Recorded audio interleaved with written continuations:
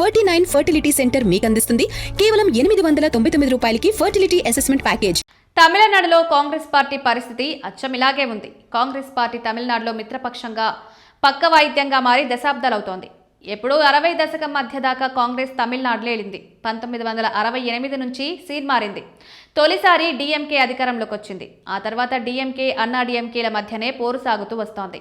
అధికారం ఆ రెండు పార్టీల మధ్యనే పరిమితమవుతోంది. ఇక కాంగ్రెస్ కూడా తడవకు ఒక పార్టీతో జట్టు కడుతూ తన ఉనికిని చాటుకుంటూ వస్తోంది.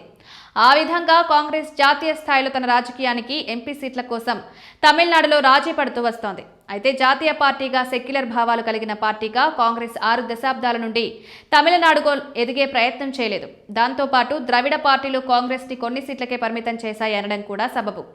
కొన్ని అసెంబ్లీ సీట్లనిస్తూ కొన్ని ఎంపీ సీట్లనిస్తూ తమ హవానే డీఎంకే గాని అన్నా డీఎంకే గాని చాటుకుంటూ వస్తున్నాయి.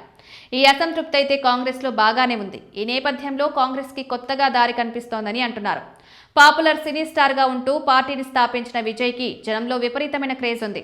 అది సభలలో తెలుస్తోంది. అంతేకాదు యూత్ అంతా ఆయన వెంటున్నారు. ఈ నేపథ్యంలో విజయ్ పార్టీతో కలిస్తే ఆయన ఇమేజ్, తమ అనుభవం రెండూ కలిసి సునామీ క్రియేట్ చేయవచ్చన్నది కాంగ్రెస్ పెద్దల ఆలోచనగా ఉందంటున్నారు. తమిళనాడు కాంగ్రెస్ నేతల్లో కూడా ఇదే అభిప్రాయం ఉందని అంటున్నారు. విజయ్ పార్టీతో పొట్టు పెట్టుకుంటే ఎక్కువ సీట్లు కోరవచ్చని, పవర్ షేరింగ్ కి కూడా ఆస్కారం ఉంటుందని అంటున్నారు. ఇక తాజాగా డీఎంకే అధినేత సీఎం స్టాలిన్ కీలక వ్యాఖ్యలు చేశారు.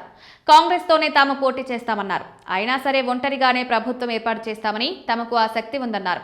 రాహుల్ గాంధీ తనకు మంచి మిత్రుడు అని స్టాలిన్ అంటూనే కాంగ్రెస్ పొత్తుల విషయంలో నర్మగర్భమైన వ్యాఖ్యలే చేశారు. కాంగ్రెస్ లేకపోయినా గెలుస్తామని చెప్పడమే ఆ వ్యాఖ్యల ఉద్దేశమా అన్న చర్చ సాగుతోంది.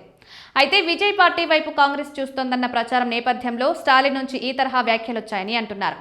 రాజకీయాలకే కాదు దోపిడీకి తాము కొత్త అని, డీఎంకే అవినీతి పాలన అని విమర్శలు సంధిస్తున్నారు. అందరినీ కలుపుకుని పోతామని చెప్తున్నారు. ఇక విజయ్ పార్టీ నేతలైతే కాంగ్రెస్ తో పొత్తుకు ఉత్సాహం చూపిస్తున్నారంటున్నారు.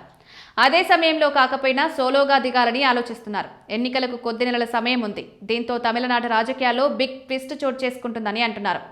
కాంగ్రెస్ టీవీకేతో చేతులు కలిపితే మాత్రం రాజకీయం మొత్తం మారుతుందని అంటున్నారు.